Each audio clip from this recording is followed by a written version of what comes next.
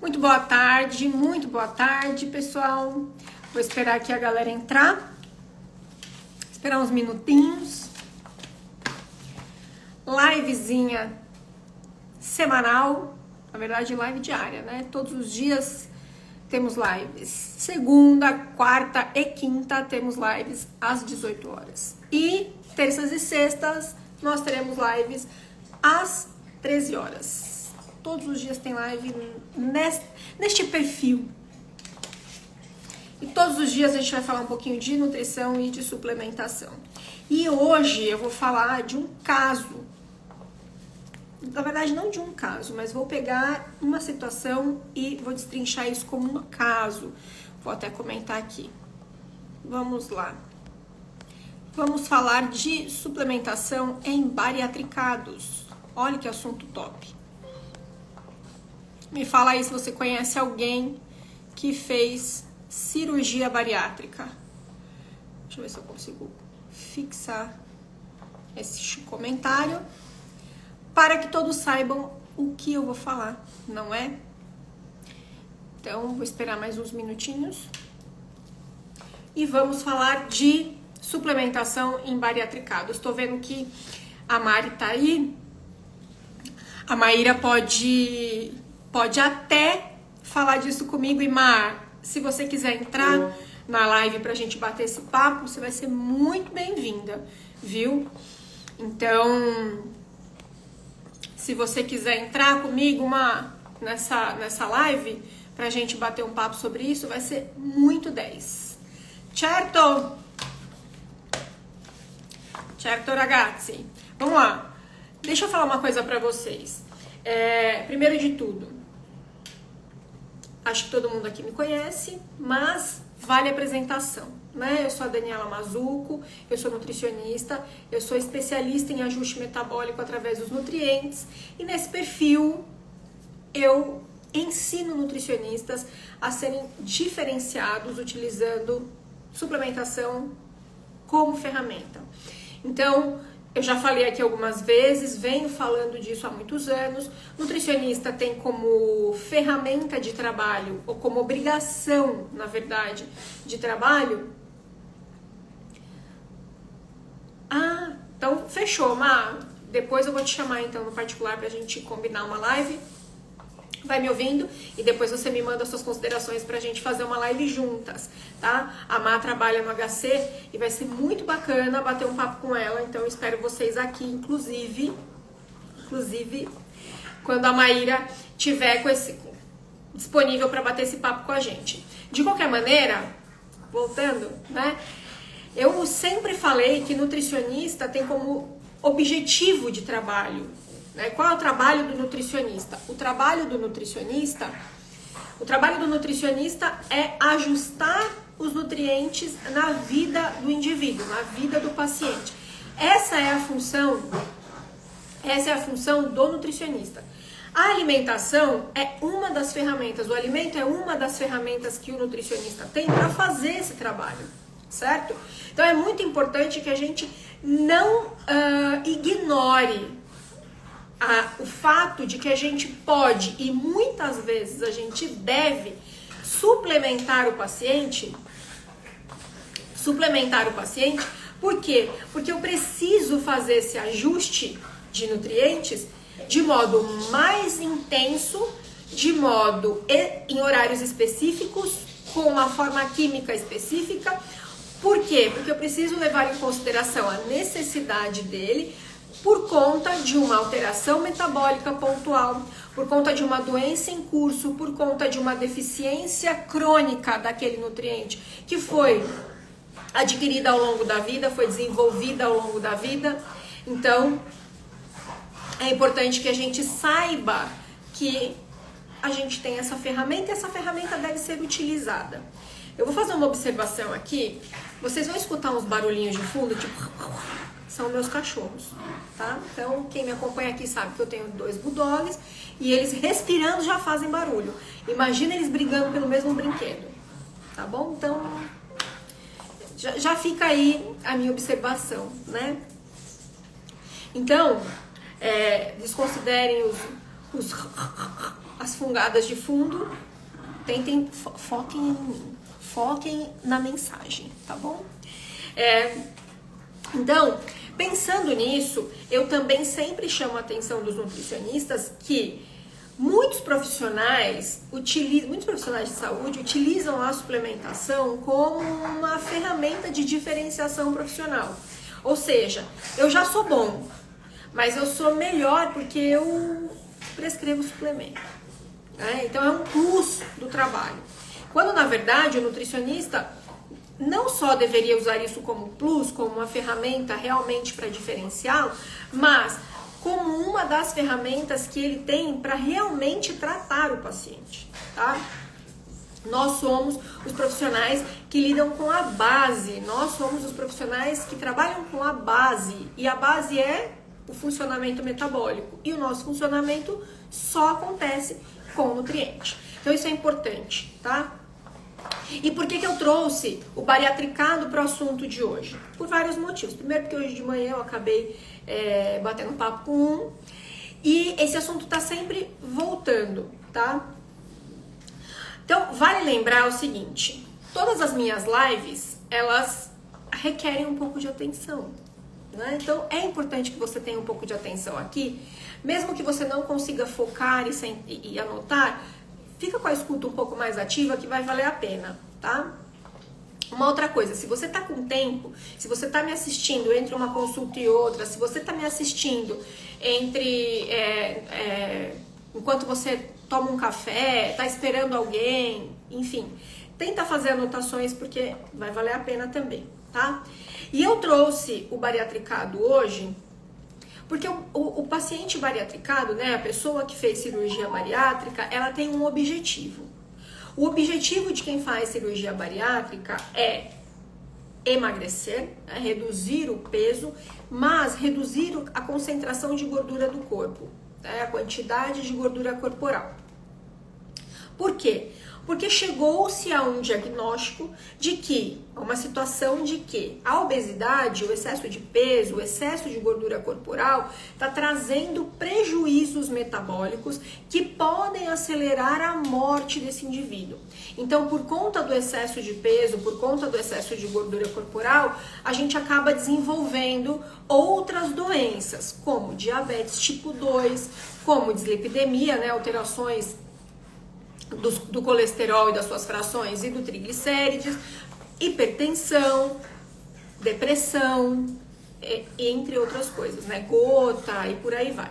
E aí, diante deste quadro, aumenta-se a chance de problemas de saúde fatais, situações fatais, AVC, infarto agudo do miocárdio, falência de algum órgão, por exemplo, falência hepática, falência pancreática, alterações na vesícula e por aí vai, tá?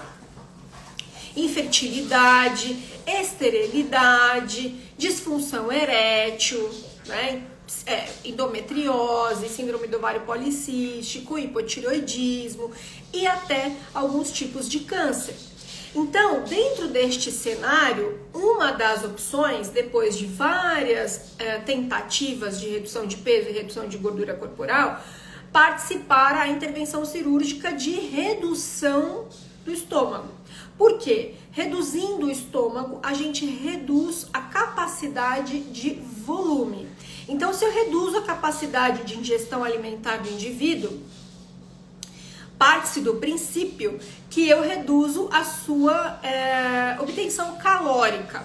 E aí eu consigo fazer tanto déficit calórico como também balanço energético negativo. Ou seja, eu faço a ingestão de uma quantidade de calorias, né? Eu obtenho uma quantidade de calorias e gasto um pouco mais do que essa, ou fico no equilíbrio e acabo não ganhando mais peso. Fato é que, num primeiro momento, todo bariatricado, ele perde peso, né? Por várias situações. A primeira delas, porque ele passa por uma cirurgia invasiva que traz ali uma injúria alta, ou seja, o corpo entende que está tendo um desequilíbrio metabólico ali por conta dessa intervenção cirúrgica e ele passa a tentar voltar para o equilíbrio. Mas para fazer isso, ele precisa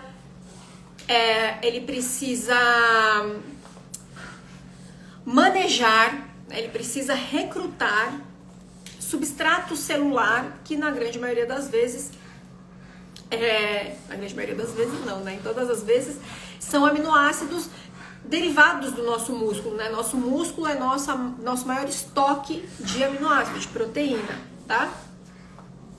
E por conta da evolução dietética dos primeiros meses, a gente acaba fazendo um déficit calórico altíssimo, muito, muito, muito grande, beirando jejuns, e aí com isso a gente gasta a gordura que a gente tem estocada para ser usado como fonte de energia. Mas não só a gordura é gasta, né? Então vale lembrar aí, a gente vai ter um catabolismo de gordura e a gente vai ter um catabolismo de músculo, tá? Então tem essa situação. Então acompanhe o raciocínio comigo. Eu já tenho um indivíduo que está realmente com injúrias importantes de saúde. Eu tenho doenças em curso, né?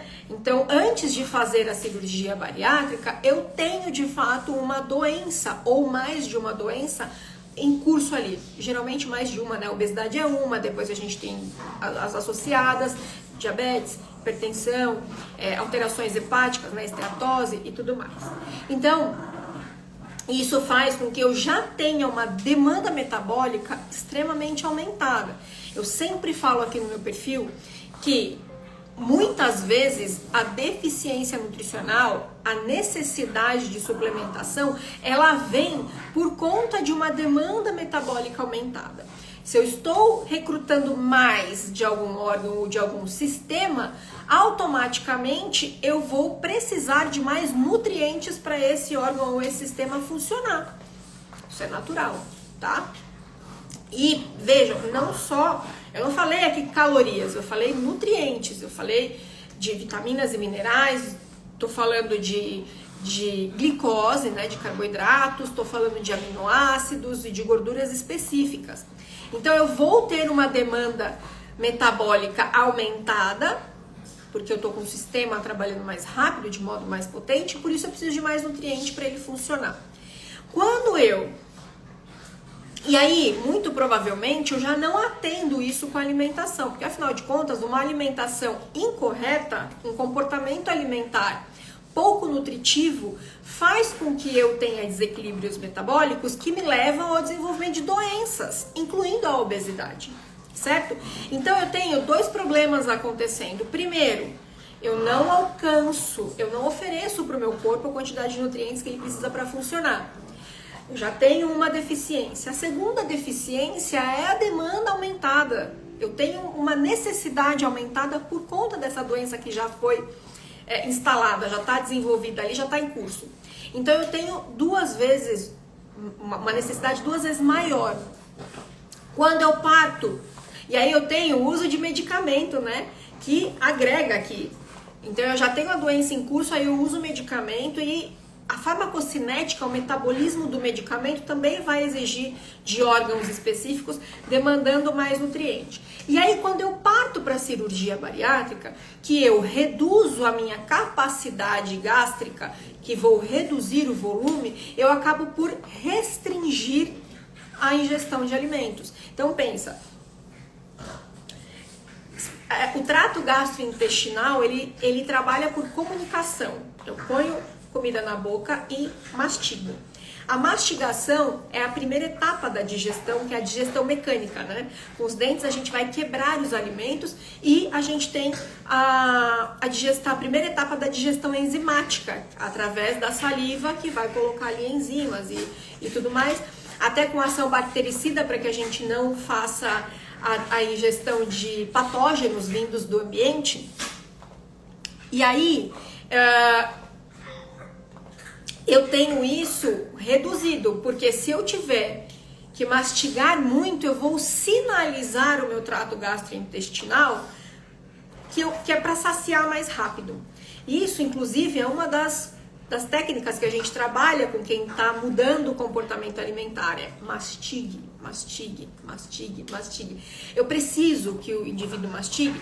Por quê? Porque mastigar vai aumentar a salivação, vai aumentar o conteúdo gástrico para o processo digestivo e vai estimular, vai sinalizar as minhas células para produzir hormônios da saciedade. É muito louco, né? Então, é muito louco, é muito lindo. Isso já não acontece com quem chega na situação onde precisa realizar uma cirurgia bariátrica. E quando ele tem a cirurgia realizada, ele acaba tendo tudo isso piorado, vamos dizer assim, tá? E aí, o que eu tenho? Eu tenho menor capacidade de volume e é onde eu começo a ter um grande problema. Porque, veja, um prato de salada com bife de 100 gramas e mais um pouco de vegetais e arroz e feijão, que é o prato típico do brasileiro, arroz, feijão, carne e quando tem uma consciência alimentar ou maior condição financeira, tem legumes e tem salada. E aí, um prato desse provavelmente não vai descer muito bem. Por quê? Eu preciso mastigar muito as folhas para engolir. E eu preciso mastigar muito a carne para engolir. E aí a minha capacidade, ela já vai ser reduzida enzimaticamente, porque eu tenho uma sinalização de saciedade maior. Ou seja, eu acabo inconscientemente restringindo a ingestão desses alimentos. Por quê? Porque eles são difíceis, né? E aí eu acabo comendo menos. Então eu como menos se eu mastigar muito e eu como menos se eu trabalhar esse inconsciente. Só que eu preciso comer. Então eu passo a preferir alimentos com maior densidade calórica num menor volume. Então nós temos dois grandes problemas aí. Eu continuo ingerindo calorias vazias, corro o risco de continuar fazendo balanço energético positivo, mesmo comendo menos, porque eu posso ter muitas calorias numa fatia de bolo, ou mais calorias numa fatia de bolo do que num prato de arroz, feijão, bife, salada e vegetais. Isso eu posso provar para vocês, tá? Então isso é uma preocupação muito grande que a gente tem. E aí, quando você faz essa troca, né, ou quando você faz essas restrições, você começa a restringir ainda mais a obtenção de nutrientes, né? E aí, o que já existia de desnutrição aqui, enquanto esse indivíduo era obeso, ele vai potencializar aqui. Aí, para somar isso tudo, a gente tem, lembra, dificuldade de ingestão de carnes. Eu vou começar a ter, além de dificuldade de ingestão de carnes, eu também tenho uma dificuldade de digestão dessas carnes. E aí é que começa o nosso grande problema, porque o catabolismo proteico, ele começou no pós-cirúrgico imediato. E ele vai ser prolongado ao longo do tempo no pós-cirúrgico. E é onde a gente precisa começar a suplementação de um bariatricado. A suplementação do bariatricado começa nas proteínas, começa com os aminoácidos. E eu entendo que é uma visão muito delicada de se ter, né? Uma visão importante, é um raciocínio muito importante, mas ainda é uma visão delicada e uma prática muito delicada. Por que essa prática é delicada? Porque nem todo mundo, nem todo profissional consegue fazer toda essa linha de raciocínio fisiológico e, em paralelo, o raciocínio fisiopatológico, né? E aí, integrar esses dois raciocínios para, então, ter uma conduta voltada, né, mais trabalhada na parte de organização de comportamento, mas, ao mesmo tempo, essa oferta de nutriente para que o paciente realmente tenha melhor função metabólica. Eu sei que tudo isso é muito denso, muito complexo, então respira, nós vamos para o raciocínio de suplementação. Vamos partir do princípio que a gente vai organizar a oferta de alimentos para esse paciente pensando em toda a técnica dietética. Gente, estou dando uma aula para vocês, hein? Então valorizem, ok? Estou dando uma aula, que isso é muito legal, porque eu me empolguei agora. Então, pensa assim, eu vou trabalhar a oferta de alimentos pensando na técnica dietética, ou seja, picado, ralado, triturado, cozido, assado. Por que eu tenho que pensar na técnica dietética? Para que seja mais fácil de ingerir e de digerir.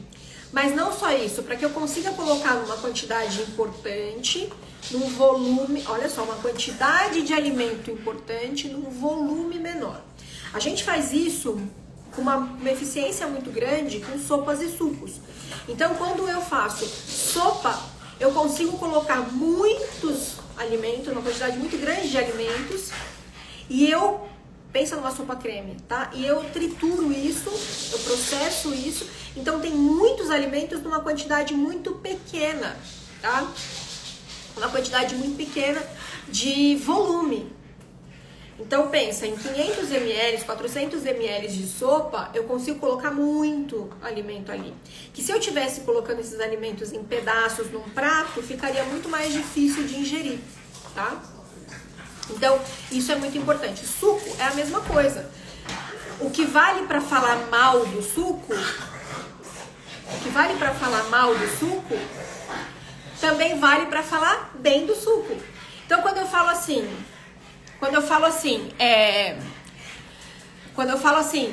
ai, desculpa, Dan. Eu fui tentar cutucar os cachorros, acabei cutucando a Dani. Quando a gente fala mal do suco de laranja, por exemplo, e eu falo, eu tenho aqui 4 laranjas num copo de suco, mas eu não conseguiria comer 4 laranjas. De fato, eu não sei, talvez eu consiga, mas a gente não consegue. Então, eu não vou comer 4 laranjas, mas eu tomo suco de 4 laranjas. Exatamente, talvez eu não consiga comer 100 gramas de morango e mais 80 gramas de mamão, né? Mas seria interessante eu tomar um suco com essa quantidade de fruta. Por quê? Porque eu preciso dos compostos bioativos do morango e preciso dos carotenoides, que são precursores de vitamina A do mamão. E aí? E para alcançar a quantidade que eu preciso de uma quantidade grande dessas frutas. Mas se eu parar para comer, talvez eu não consiga, ou talvez não seja viável por alguma situação do trato gastrointestinal ou por alguma situação do meu dia a dia. Mas eu fazendo um suco, eu consigo, né? A mesma coisa se eu quiser acrescentar uma aveia. Não, mas, nossa, você vai deixar de comer, que isso é uma coisa que me questionam muito, mas você vai deixar de comer a fruta para bater a fruta e aí para aumentar o conteúdo de fibras você vai acrescentar aveia? Sim. Por quê? Porque eu estou fazendo um mix de alimentos, eu estou agregando nutrientes, eu estou concentrando nutrientes num volume pequeno e eu estou viabilizando isso para o trato gastrointestinal. Quando eu trituro, quando eu pico, quando eu cozinho, quando eu asso, eu estou facilitando a digestão, ou seja, eu estou eliminando partes desse esforço digestivo, certo? Então a primeira coisa para o bariatricado é isso, é pensar nessa oferta. Poxa, talvez seja interessante a gente fazer purê, talvez seja interessante a gente fazer caldo, talvez seja interessante a gente oferecer carne moída, frango desfiado, ao invés, mais peixes, que são mais fáceis de digerir, ao invés de fazer essa oferta em bife, de fazer a oferta em legumes crus, entendeu? Então pode ser lá um arroz, feijão e um purê de cenoura, um purê de couve-flor, um purê de chuchu, ou um caldo, um caldinho de chuchu, um caldinho de abóbora. A Dani tá tentando a todo custo me ajudar aqui com eles, gente. Tá difícil, porque eles estão se engalfinhando num grau. Ainda ganhou uma chinelada, coitado. Mas nós vamos fazer a live. Presta atenção nessa live, isso aqui tá uma aula, tá? Então a primeira coisa que a gente vai fazer com o bariatricado é observar a oferta de alimentos pensando na técnica dietética, tá? Dani, mas aí você vai facilitar muito a mastigação e isso não vai ser ruim? Não, porque a gente pode estimular a salivação de outra maneira. E aí, voltamos então na oferta de alimentos. Eu posso estimular a salivação com com gelado e quente, eu posso estimular a salivação com amargo, com azedo, eu vou trabalhando os estímulos para que essa salivação aconteça de modo eficiente, tá? A mesma coisa para estimular a produção de ácido clorídrico e enzimas digestivas. Então eu vou trabalhar com chá pré-prandial, né? Então antes do almoço e do jantar eu vou trabalhar com um chazinho de alecrim, com um chazinho de hortelã, com uma água com limão e por aí vai, tá? E assim eu vou estimulando. E aí eu vou pensar em distribuir esses nutrientes ao longo do dia, pensando então na famosa de 3 em 3 horas, né? Porque muito se fala, parte bônus da live de hoje, muito se fala de coma quando tem fome, ao invés de comer de 3 em 3 horas. Comer de 3 em 3 horas é um cálculo, né? Um valor, um tempo, um protocolo que nós chegamos depois de estudos. Olha só, a galera que adora ciência. Chegamos nessa situação por quê? Porque existem pessoas que precisam ingerir uma quantidade, um valor calórico muito alto. E talvez colocar tudo isso num volume para fazer 2 refeições no dia não seja interessante. Por quê? Porque o trato gastrointestinal não dá conta. Nós temos uma capacidade gástrica e uma capacidade intestinal e uma capacidade metabólica, tá? Que é básica para todo mundo, mas que passa a ser individual de acordo com cada um, né? Então eu tenho uma capacidade, você tem outra capacidade, eu tenho um processo digestivo, você tem outro. Então, em situações onde não é possível eu colocar esse valor calórico tão alto numa refeição, só 2 refeições, eu tenho que distribuir isso ao longo do dia, independente da pessoa ter fome ou não. Dani, está falando então que tudo bem a gente comer sem fome? Sim, sabe por quê? Porque você precisa oferecer esses nutrientes para o corpo, oferecer este valor calórico, né? Este conteúdo energético para o corpo. Então, muitas vezes a gente precisa comer sem fome para alcançar a energia que a gente precisa, né? Substrato energético para o corpo e conteúdo nutricional. Então, eu preciso oferecer vitaminas e minerais para o corpo. Tudo bem? Compostos bioativos, aminoácidos. E com bariatricado, isso é mais importante ainda, porque ele está em constante catabolismo, principalmente nos primeiros meses do pós, principalmente nos primeiros meses do pós-cirúrgico. Então é importante a gente fazer isso, tá? E aí a gente vai avaliar individualmente a capacidade gástrica de cada paciente e a gente vai avaliar também a sensação de fome e saciedade desse indivíduo. Até para que ele não tenha dumping, por exemplo, para que ele não tenha crises de hipoglicemia, por exemplo, né? Nem picos, nem hipo. Isso é muito importante, tá? E aí a gente vai distribuir a suplementação ao longo do dia também. Então a gente vai começar oferecendo diversos tipos de fonte proteica. Diversos tipos de fonte proteica. E por que eu tô falando fonte proteica? Porque a gente tem as carnes, a gente tem o ovo. Eu não conto os lácteos como fonte proteica por 2 motivos. Primeiro, que para ele ser muito proteico, ele tem que ter muita caseína. E o estômago e o intestino do ser humano não foi feito para digerir nem absorver tanta caseína. Não estou falando que nós não somos capazes. Somos capazes, né?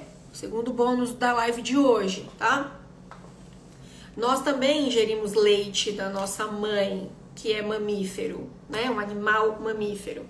Só que o leite humano, ele é 80% soro e 20% caseína, que é a parte branca, sabe? Quando você pega o leite e transforma em queijo, fica aquela parte branca durinha e sai uma aguinha. A aguinha é soro e o branco é caseína.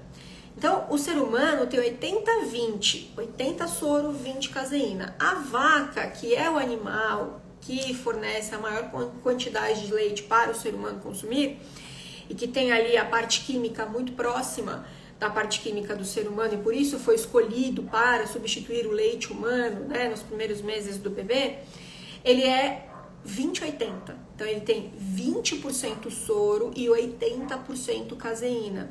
Ou seja, nós somos programados biologicamente para, num conteúdo lácteo, né, num copo de leite, por exemplo, ingerir 80% soro e 20% caseína. Quando isso é trocado, o nosso trato gastrointestinal se adapta, mas paga um preço.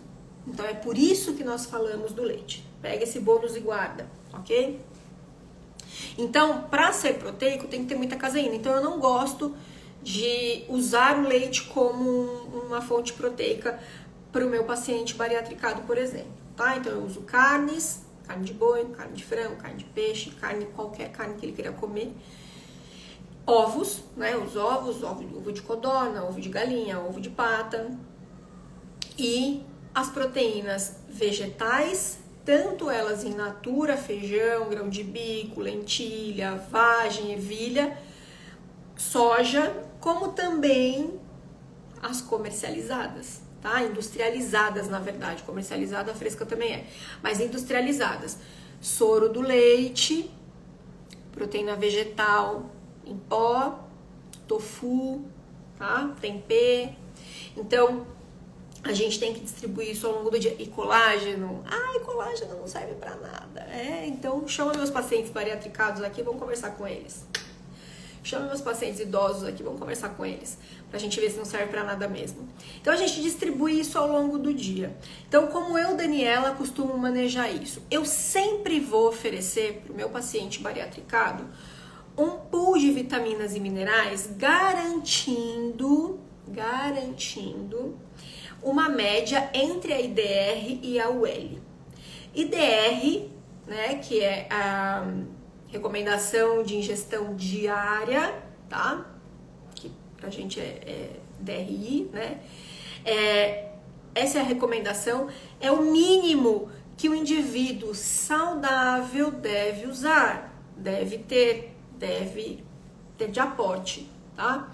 Só que o indivíduo bariatricado, ele já chegou na cirurgia não sendo um indivíduo saudável. Ele já tinha uma ou mais doenças em curso. Então, ele já tinha uma necessidade especial. E na cirurgia, ele entra num estresse metabólico importante, ou seja, ele também não está saudável. Então, eu não vou usar IDR para ele. A IDR, muito provavelmente, ele alcança numa alimentação equilibrada, que também vai demorar para a gente alcançar. Mas eu tenho que pensar que ele não é saudável. Então, eu vou na UL. A UL nada mais é do que o limite máximo que a gente pode utilizar com o indivíduo, né? Pensando nesses desequilíbrios. Passou disso, é dose medicamentosa, não é com nutricionista. Mas a gente consegue chegar numa dose muito boa indo na UL. Então, o que eu faço? Eu faço uma média entre a IDR e a UL e eu garanto esse aporte para o meu paciente bariatricado. Então, vitaminas e minerais, ele vai estar ali, ó, equilibradinho, tá? Todas, Dani, todas, de A a Z. Só que eu escolho a forma química que ele vai utilizar. De acordo com a história prévia antes da cirurgia, para eu saber que órgãos ou sistemas estavam mais debilitados, né, trabalhando de modo ali, gritando, tipo, pedindo socorro, e o comportamento alimentar que ele consegue ter neste momento. E aí eu decido a dose e eu decido principalmente a forma química. Principalmente porque o indivíduo de cirurgia bariátrica, por exemplo, um bariatricado, ele perde a capacidade de produção de fator intrínseco, que é um fator que a gente tem no estômago que converte vitamina B12 em metilcobalamina, ou seja, em B12 na forma ativa. Ou seja, a gente perde a capacidade de obter B12 no nosso corpo a partir do momento que faz uma cirurgia bariátrica. Então, eu já tenho que pensar nisso. Qual é a forma farmacêutica que eu vou dar esse medicamento? Esse medicamento não, que eu não prescrevo medicamento. Que eu vou oferecer esse suplemento, esse nutriente, né? E que forma química e dose que eu vou oferecer para ele. Então, isso é importante para que eu garanta essa oferta e garanta a funcionalidade desse nutriente, tá? Vale lembrar que deficiências de vitamina B12 causam anemias, né? A deficiência causa anemia, anemias, né? Podemos ter outros tipos, e com isso a gente dificulta o transporte de oxigênio pela hemácia. E aí eu não produzo energia. E aí o corpo entende que se não está produzindo energia, precisa ir buscar combustível. Ele vai mandar comer um doce, alguma coisa bem glicídica, alguma coisa bem carboidrato. E aí você entra no ciclo vicioso de novo do vício pelo carbo, tá bom? Voltando. Então, eu vou escolher isso. Eu coloco lá a média da quantidade necessária de nutrientes e ofereço isso em formas químicas específicas. Por quê? Para que eu consiga oferecer isso. Eu decido se vai ser em cápsula ou outra forma. Ah, que forma, Dani? Pode ser um bombom, pode ser uma goma, pode ser um shake, pode ser um suco, né? Então, uma sopa, base sopa, é muito legal. Eu decido, tá? E distribuo as proteínas ao longo do dia. Então, eu coloco uma fração de proteína vegetal fresca, uma fração de proteína vegetal industrializada em pó, uma fração de whey protein, uma fração de colágeno e uma fração de carnes, advinda das carnes. Eu distribuo isso ao longo do dia, para que eu possa garantir que ele tenha de fato um aporte proteico ideal, bom, eficiente, tá? Então, o indivíduo de cirurgia bariátrica, ele tem especificidades fisiológicas e, depois da cirurgia, anatômicas, que nos fazem ter que pensar nesse manejo todo, enquanto ele tem uma dupla adaptação. A primeira adaptação é o volume e as escolhas, né? E a segunda é o comportamento alimentar. Então, imagina que antes esse indivíduo já não fazia uma ingestão alimentar nutritiva e saudável, senão ele não estaria naquela situação a ponto de ter que reduzir o estômago. Então, eu preciso pensar nisso para então, enquanto eu dou substrato nutricional para ele funcionar, eu corrijo esse comportamento, eu ensino ele a comer adequadamente, de modo em quantidade adequada e em qualidade adequada. Mas esse raciocínio de eu ofereço suporte nutricional para o indivíduo, enquanto eu para que ele funcione bem, enquanto eu trabalho o comportamento, quantidade e qualidade, isso serve para todo mundo, né? Não só para o bariatricado, mas é muito mais importante para o bariatricado porque ele está num processo catabólico muito importante, muito grave, né? E a gente tem que trabalhar isso. Então, a suplementação em bariatricados, ela vai ser necessária muito provavelmente para o resto da vida dele, por toda a vida dele, depois que ele faz a cirurgia. A menos que com o tempo a gente consiga identificar um comportamento alimentar extremamente bom, extremamente nutritivo, onde ele entendeu que trabalhar a técnica dietética é ok, e a gente consiga oferecer os nutrientes através da alimentação 100%, o que é um pouco difícil, mas a gente consegue. B12, por exemplo, é muito difícil, mas a gente pode tentar. Salvo isso, provavelmente ele vai usar pro resto da vida, tá?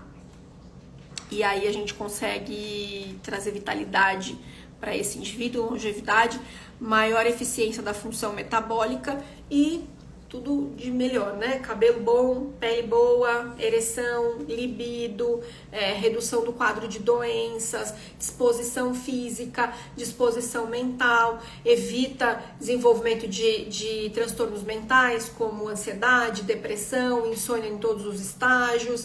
O que mais?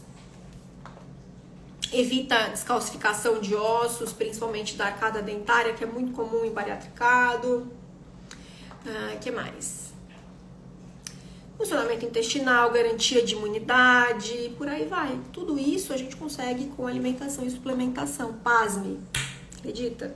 Então, dado esta aulona de bariatricados, né, suplementação para bariátricos, se vocês têm alguma dúvida, se explodiu a cabeça de vocês já, se durante o que eu tô falando aqui deu uma...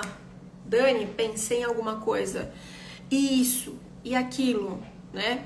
Lógico que existem N estratégias para trabalhar com indivíduos de cirurgia bariátrica, né? Os bariatricados, de acordo com as demandas que eles trazem para o consultório. Não dá para eu falar tudo isso aqui numa live de 40, 50 minutos, mas eu acho importante trazer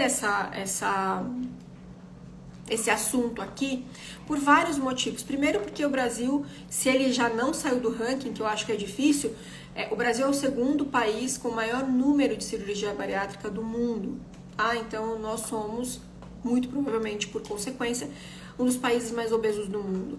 E somos, né, vice-campeões em cirurgia, só perdemos para os Estados Unidos.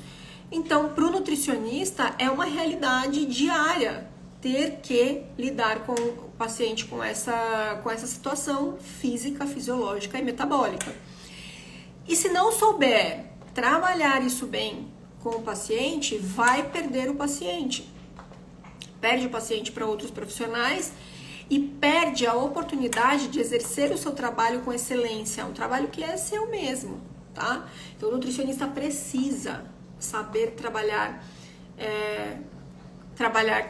com o manejo dietético do paciente bariatricado, mas mais do que isso, ele precisa saber sobre suplementação, tá? É importante, tá bom? Então, vocês têm dúvidas? Ninguém tem dúvida? Ou entendeu tudo ou não entendeu nada, né? Isso me dá um desespero. Bom, vou aproveitar esses minutinhos, já que vocês não estão pensando ainda, e vou deixar o convite aqui para vocês. Dia 9 de março tem a Masterclass Suplementação Extraordinária. Eu acredito que aqui eu dei uma palhinha pequenininha de tudo que você vai conseguir ver, né? Da importância que é saber suplementar. E vai ser bem bacana te ter lá, tá? Então, profissionais, principalmente nutricionistas, que trabalham diretamente com o paciente, precisam saber suplementar, ok? E aí, eu quero te convidar para a Masterclass, então, de suplementação extraordinária, que vai acontecer no dia 9 de março, próxima quinta-feira da semana que vem, às 19 horas, é 100% online, é gratuito, você não vai se arrepender de participar, porque tá incrível. Eu espero que você consiga praticar tudo que a gente vai falar na Masterclass no mesmo dia, então não perde essa oportunidade. O link para inscrição tá na bio, já aproveita, se inscreve. Entra no nosso grupo do WhatsApp, porque é por lá que você vai ficar sabendo das lives, dos temas das lives, de tudo que a gente está fazendo para o aquecimento da Masterclass, que tá bem legal, ok? Então, eu vou deixando vocês aqui. Foi muito bacana esse nosso bate-papo de hoje. Se você tiver dúvida... Ah, aqui, ó. Tá. A pergunta da Amanda é ótima. Ótima, porque a pergunta da Amanda vai trazer assim tá?